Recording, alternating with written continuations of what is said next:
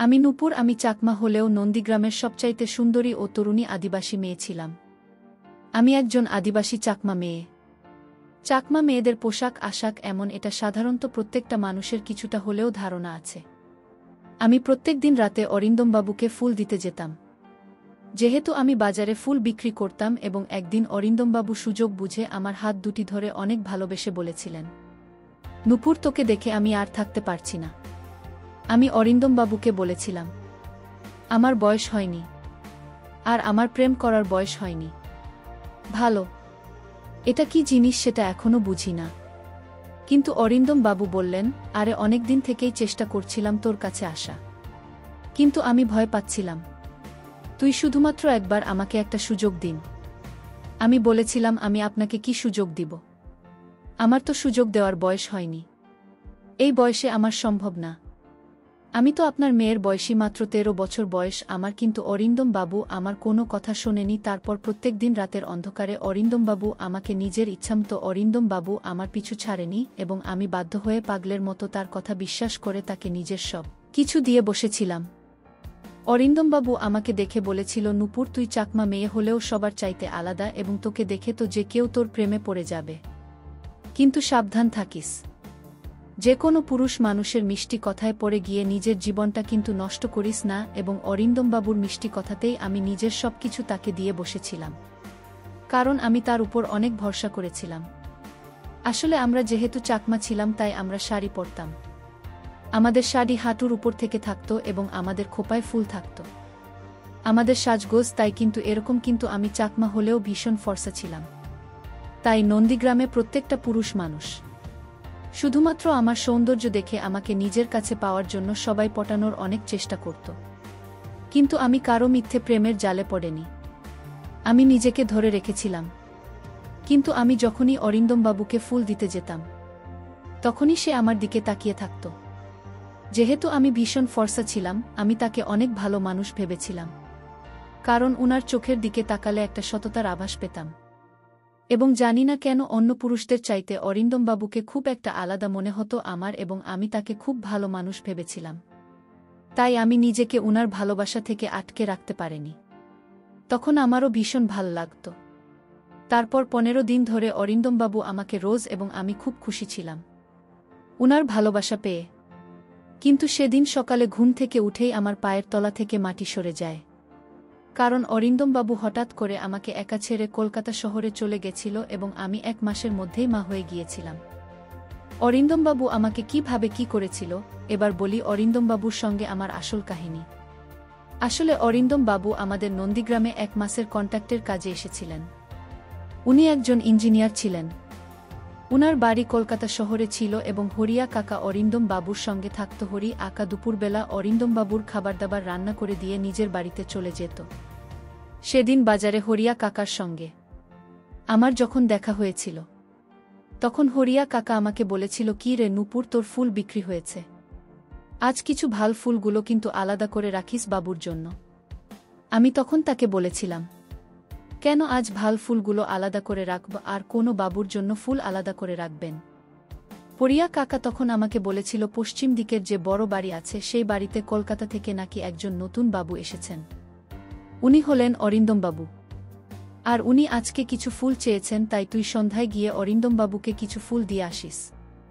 হরিয়া কাকার কথা শুনে সেদিন আমি আমার বাড়ি ফেরার আগে পশ্চিম দিকের বড় বাড়িতে গিয়েছিলাম সাহেবকে ফুল দিতে। তারপর ওই বড় বাড়ির সামনে এসে যখন আমি দরজাটা ঠকঠক করলাম, তখন ভেতর থেকে একটা বাবু বেরিয়ে এলেন। উনি ভীষণ তরুণ ও সুন্দর ছিল দেখতে, এবং উনাকে দেখে সাহেবের মতোই লাগছিল।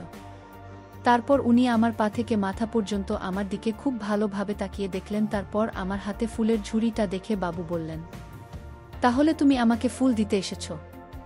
আমি তখন বাবুর মুখের দিকে তাকিয়ে বললাম, হ্যাঁ, বাবুকে ফুল দিতে এসেছি। আজ দুপুরে হরিয়া কাকা মুখে এখানে ফুল নিয়ে আসতে বলেছিল। তারপর আমি যখন ফুলের ঝুড়িটা বাবুর হাতে দিয়েছিলাম, তখন উনি আমাকে ফুলের যতটা দাম হয়েছিল তার চাইতে কিন্তু একটু বেশি পরিমাণে টাকা দিয়েছিলেন। কিন্তু আমি বেশি টাকা নিতে রাজি হয়নি। আমি যখন বেশি টাকা নিতে রাজি হয়নি, তখনই আমার 2 হাত ধরে বলেছিলেন, এই টাকাটা রাগের পরিবর্তে তুমি আমাকে আবার কাল ফুল দিতে আসবে। তারপর আমি যখন ফুল দিয়ে সেখান থেকে ফিরে আসছিলাম, তখন উনি কিন্তু আমার দিকে তাকিয়েছিলেন। তারপর আমি চুপচাপ নিজের বাড়ি ফিরে চলে এসেছিলাম। এইভাবে প্রত্যেক দিন সন্ধেবেলায় নিজের বাড়ি ফেরার আগে আমি বাবুকে ফুল দিতে যেতাম। এইভাবে প্রায় ৩-৪ দিন হয়ে যাওয়ার পরে বাবুর সঙ্গে আমি বেশ কথা বলতে গেছিলাম। আসলে আমি খুব লাজুক প্রকৃতির মেয়ে ছিলাম। আমি প্রয়োজনের বেশি কথা কারো সঙ্গেই বলতাম না। সেদিন সন্ধ্যা বেলায় যখন আমি বাবুকে ফুল দিতে যাই তখন উনি সেদিন আমাকে জানি না কেন ঘরের ভিতরে ডেকেছিলেন। এবং আমি যখন বাবুর কথা শুনি, ঘরের ভিতরে ঢুকে উনার হাতে ফুলের ঝুড়িটা দিয়েছিলাম। তখন উনি আমাকে বলেছিলেন, দেখুন উপর, আমি তোমাকে আজ কিছু কথা বলতে চাই। জানি না আমার কথা শুনে তোমার খারাপ লাগবে না, ভাল লাগবে।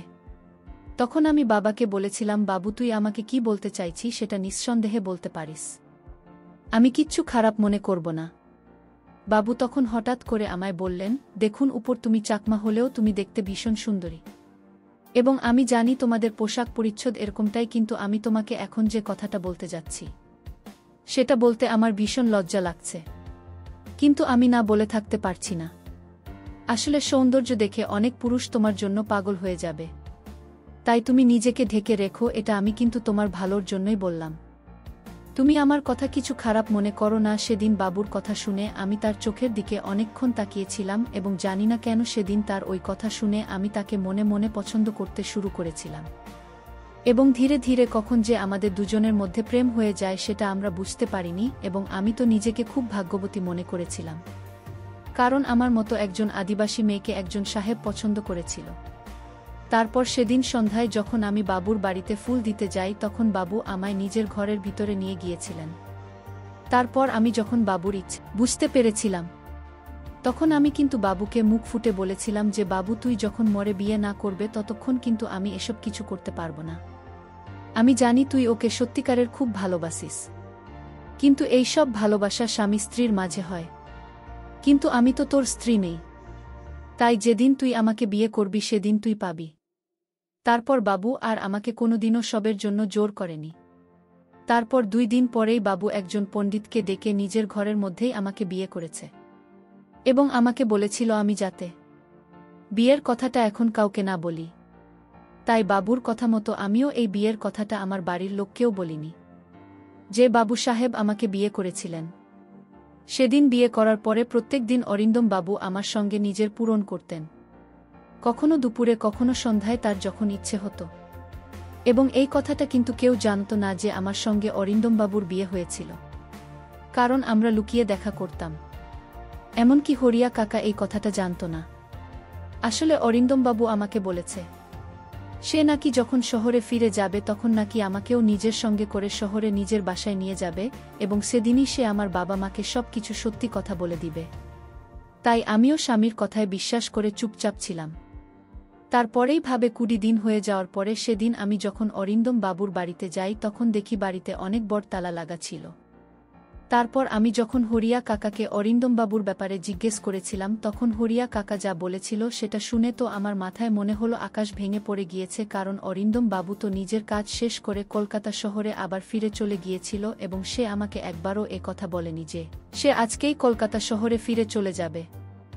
এমনকি সে নিজের বাড়ির ঠিকানাটুকু ও আমাকে বলেনি, বাদেনি। এবং সেদিন আমার আর কিছু বুঝতে বাকি ছিল না যে অরিন্দমবাবু আমার সঙ্গে শুধু নিজের ইচ্ছেটা পূরণ করার জন্য আমার সঙ্গে বিয়ের নাটক করেছিলেন। তার মানে উনি আমাকে কোনোদিন মন থেকে ভালোবাসেনি। অরিন্দমবাবুর আমাকে ছেড়ে চলে যাওয়ার পরে আমি কিন্তু 9 মাস তার অপেক্ষায় বসেছিলাম, এবং আমি ওই সময় 9 মাসের একজন মা হয়েছিলাম। আমি অরিন্দমবাবুর মা হতে চলেছিলেন। জানি না কেন, তাও আমার মনে একটা বিশ্বাস ছিল যে একদিন না একদিন অরিন্দমবাবু আমাকে অবশ্যই নিতে আসবেন। এদিকে গ্রামের লোকেরা তো আমার এবং আমার পরিবারের ঘুম হারাম করে দিয়েছিল। আমার জাতির লোকেরা তো আমাকে ও আমার বাবা মাকে জাতি থেকে বহিষ্কৃত করেছে। আমাকে সবাই কলঙ্কিনী বলে ডাক। তাও আমি চুপচাপ সবকিছু সহ্য করে এটাই ভাবতাম যে একদিন অবশ্যই আমার জীবনের সবকিছু ঠিক হয়ে যাবে। 9 মাস অপেক্ষা করার পরেও যখন অরিন্দমবাবু আমাকে নিতে আসেনি তখন আমি হরিয়া কাকার কাছে অরিন্দমবাবুর কলকাতার বাড়ির ঠিকানা নিয়েছিলাম, এবং ঠিকানা নিয়ে আমি নিজের মনের সাহস করে নন্দীগ্রাম থেকে একাই কলকাতা শহরে গিয়ে অরিন্দমবাবুর বাড়িতে গিয়ে পৌঁছেছিলাম। তারপর সেখানে গিয়ে দেখি অরিন্দমবাবুর অনেক বড় বাড়ি, এবং সে পুরো বাড়িটি কর্মচারীরা ফুল দিয়ে খুব সুন্দর করে সাজিয়ে তুলেছিল। আমি বুঝতে পেরেছিলাম এখানে কোনো অনুষ্ঠান হচ্ছে। তারপর আমি যখন বহু কষ্টে বাড়ির ভেতরে প্রবেশ করলাম তখন দেখলাম একজন ভদ্রমহিলা সবাইকে কাজের নির্দেশ দিচ্ছিলেন। তারপর ওনার নজর যখন আমার উপরে পড়ল তখন উনি আমাকে জিজ্ঞেস করলেন, এই মেয়ে তুমি আমার ঘরে কি করছো, এবং তুমি তো 9 মাসের গর্ভবতী মনে হচ্ছে। তুমি এখানে কিসের জন্য এসেছ? তুমি কি আমার বাড়িতে কোনো কাজ করতে চাও? কিন্তু তুমি গর্ভবতী হয়ে কিছুই তো কাজ করতে পারবে না, এবং তোমার অবস্থাও খুব খারাপ লাগছে। তুমি কি খাবার দাবারও ঠিকঠাক খাওনি নাকি? আরে তুমি কিছু বল, তুমি এভাবে চুপচাপ দাঁড়িয়ে থাকলে আমি তোমার ব্যাপারে কিছুই জানতে পারবো না। আমি তখন উনার সামনে হাত জোড় করে বললাম, মা, আমি অরিন্দম বাবুর সঙ্গে দেখা করতে চাই। ঠিক ওই সময় অরিন্দম বাবু উপর থেকে নিচে নামতে আমার দিকে দেখতে আমার সামনে এসে দাঁড়ালেন। তারপর আমি যখন 10 মাস পরে আমার স্বামীকে নিজের চোখের সামনে দেখলাম তখন আর পা ধরে প্রণাম নিতে গেলাম। ঠিক তখনই অরিন্দম বাবুর মা আমার হাত ধরে বললেন, এই মেয়ে তুই এসব কি করছিস? আমি তখন নিজের কপাল থেকে চুল সরিয়ে দিয়ে বললাম, আমি অরিন্দমবাবুর স্ত্রী এবং আমি উনার বাচ্চার মা হতে চলেছি। অরিন্দমবাবুর মা তখন আমার হাত ধরে বললেন, তোর কি মাথা খারাপ হয়ে গেছে? তোর মতো একটা চাকমা মেয়েকে আমার ছেলে বিয়ে করবে? আমার ছেলের 2 দিন পরে বিয়ে আছে, তাই এসব তামাশা একদম এখানে করবি না। তাই এখান থেকে চুপচাপ বেরিয়ে যায়। তোর মতো যে কোনো রাস্তার মেয়ে সে বলবে যে সে আমার ছেলের স্ত্রী আর আমরা সেটা মেনে নেব। ওই সময় আমি কিন্তু অরিন্দমবাবুর চোখের দিকে তাকিয়েছিলাম। তখন উনি আমাকে যা বলেছিলেন সেটা শুনে তো আমার পায়ের তলা থেকে যেন মাটিটায় সরে গিয়েছিল। কারণ উনি আমাকে বলেছিলেন, কে তুমি? আমি তোমাকে চিনি না। আর আমার বাড়িতে এসব ঝামেলা না করে চুপচাপ তুমি বাইরে বেরিয়ে চলে যাও। কারণ 3 দিন পরেই আমার বিয়ে আছে। তারপর তারা আমাকে জোর করে বাড়ি থেকে বের করে দিয়েছিল। বাড়ি থেকে বের করে দেওয়ার পরেও আমি কিন্তু অরিন্দম বাবুর বাড়ির সামনে বসেছিলাম। আমি কিন্তু হার মানিনি এবং তাদের আমাকে অনেকবার বলার পরেও যখন আমি সেখান থেকে কোথাও যাইনি তখন অরিন্দমবাবুর মা আমাকে বলেছিলেন, এই মেয়ে তুই যদি এখান থেকে না যাস তাহলে আমি কিন্তু পুলিশ ডাক। উনার কথা শুনে আমি কিন্তু তাও তাদের বাড়ির সামনে থেকে কোথাও যাইনি। আমি চুপচাপ ওখানে বসেছিলাম। তারপর অরিন্দমবাবুর মা যখন পুলিশ ডেকে আমাকে পুলিশের হাতে দিয়েছিলেন তখন আমি পুলিশকে কিন্তু সবকিছু সত্যি কথা বলতে বাধ্য হয়েছিলাম যে আমার সঙ্গে 10 মাস আগে অরিন্দমবাবুর সঙ্গে আমার বিয়ে হয়েছিল। তারপর পুলিশ যখন আমার অসুস্থ শরীর দেখে আমাকে একটা সরকারি হাসপাতালে নিয়ে যায়, সেই হাসপাতালের এক নার্স আমার অনেক সাহায্য করেছিল। এমনকি ওই সেবিকা পুলিশকে গিয়ে বললেছিল কিছুদিনের মধ্যেই কিন্তু আমার বাচ্চা হবে এবং ওই বাচ্চার ডিএনএ ও অরিন্দমবাবু ডিএনএর সঙ্গে টেস্ট করলে কিন্তু সব কিছু সত্যি কথা প্রমাণ হয়ে যাবে। তা সত্ত্বেও কিন্তু অরিন্দমবাবু আমাকে গ্রহণ করতে রাজি ছিলেন না। এমনকি অরিন্দমবাবু তো আমার সামনে পুলিশকে বলেছিলেন, আমার এই চাকমা মেয়েটাকে দেখতে ভাল লেগেছিল, তাই আমি তার সাথে রাতার মানে তো এই নয় যে আমি একজন চাকমা মেয়েকে নিজের বাড়ির বুক করব। তারপর পুলিশে যখন আমার কথায় বিশ্বাস করে, অরিন্দমবাবুকে আমার সামনে তাকে জেলে ভরার হুমকি দিয়েছিল, তখন আমি পুলিশের পা ধরে বলেছিলাম, বাবু দয়া করে মোর স্বামীকে কোনো শাস্তি দেবেন না। ওটা মোর স্বামী, আমি আমার স্বামীকে কোনো কষ্ট দিতে পারব না। তা সত্ত্বেও কিন্তু অরিন্দমবাবু আমাকে গ্রহণ করতে রাজি ছিলেন না। আর এদিকে আমি তাও বিশ্বাস করে বসেছিলাম যে আমার ভালোবাসার জয় হবে এবং কাউকে শাস্তি দিয়ে নয়, তাকে ভালোবেসে তার মন জয় করা যাবে। এদিকে অরিন্দমবাবুর বাড়িতে ও সব কিছু প্রকাশ হয়েছিল এবং অরিন্দমবাবুর সঙ্গে যে মেয়েটার বিয়ে ঠিক হয়েছিল তারাও সব কিছু জানার পর এই বিয়েটা কিন্তু ভেঙে দিয়েছিল। এদিকে আমি খেয়ে না খেয়ে অরিন্দমবাবুর বাড়ির সামনে পড়ে থাকতাম। তারপর সেদিন আমার যখন অনেক পেটে ব্যথা হয় তখন জানালা দিয়ে কিন্তু অরিন্দমবাবুর মা সব কিছু দেখছিলেন এবং আশেপাশের কিছু মহিলা আমার খুব সাহায্য করেছিল। তারপর ওই সময় আমি যখন মা হয়েছিলাম তখন অরিন্দমবাবুর মা ও আমার কষ্ট দেখে নিজেকে আর সামলে রাখতে না পেরে আমার পাশে এসে আমার মাথায় হাত বুলিয়ে আমার হাত ধরে আমাকে সাহস দিয়েছিলেন। এবং সেদিন আমি অরিন্দমবাবুর বাড়ির সামনেই কন্যা সন্তানের বাবা হয়েছিলেন। এবং সেদিন আমার শাশুড়ি মা তার ছেলেকে ঘরের ভেতর থেকে টেনে নিয়ে এসে বলেছিলেন, এত ভালোবাসা আর কোনো মেয়ের কাছ থেকে তুই পাবি না। এই মেয়েটা তোকে অনেক ভালোবাসে এবং বুকে জড়িয়ে নে তোর সন্তানকে, কারণ তুই না মানলে ওটা তো সন্তান, তাই তাদেরকে আর কষ্ট দিস না। আমার বৌমা এবং আমার নাতনিকে গ্রহণ করে ঘরের ভিতরে নিয়ে চলে। কারণ নূপুরের জায়গায় যদি অন্য কোনো মেয়ে থাকত তাহলে আজ তোকে কিন্তু জেলে ভরে দিতে পারত। কিন্তু নূপুর সেটা করেনি।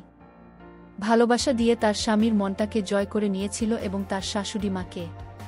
আজকের গল্পটা কেমন লাগলো তা অবশ্যই কমেন্ট করে জানাতে ভুলবেন না। আর আমার চ্যানেলটিকে সবাই সাবস্ক্রাইব করে দিও। ধন্যবাদ সবাইকে।